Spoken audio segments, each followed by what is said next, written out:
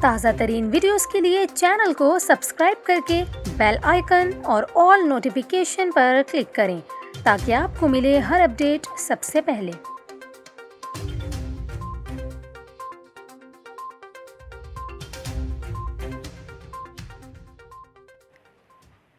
السلام علیکم، news 24/7 Urdu service میں خوش آمدید۔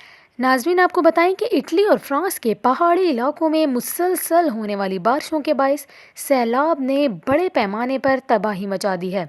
اٹلی اور فرانس میں مسلسل ہونے والی بارشوں سے پہاڑی علاقوں سے سیلابی ریلا رہائشی علاقے میں داخل ہو گیا ہے، جس کے نتیجے میں درجنوں گھر تباہ ہو گئے ہیں۔ اٹلی میں سیلابی ریلے سے 2 افراد کی لاشیں ملی ہیں۔ ایک لاش ریسکیو ادارے کے ایک اہلکار کی ہے، جبکہ دوسری لاش ایک شہری کی ہے۔ اٹلی کے اسپتالوں میں 70 سے زائد زخمیوں کو لایا جا چکا ہے۔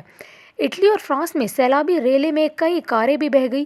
مجموعی طور پر 30 افراد ریلے کے ساتھ بہہ گئے ہیں، جن کی تلاش کا کام جاری ہے، تاہم ان کے زندہ ملنے کے امکانات بہت کم ہو گئے ہیں۔ آپ کو یہاں یہ بھی بتائیں کہ اٹلی اور فرانس کے درمیان پہاڑی سلسلے کی شاہراہ پر اپنی کاروں میں سفر کرنے والے 16 سیاحوں کو ریسکیو اداروں نے محفوظ مقام پر منتقل کر دیا ہے، جن میں سے 2 جرمنی کے شہری بھی ہیں۔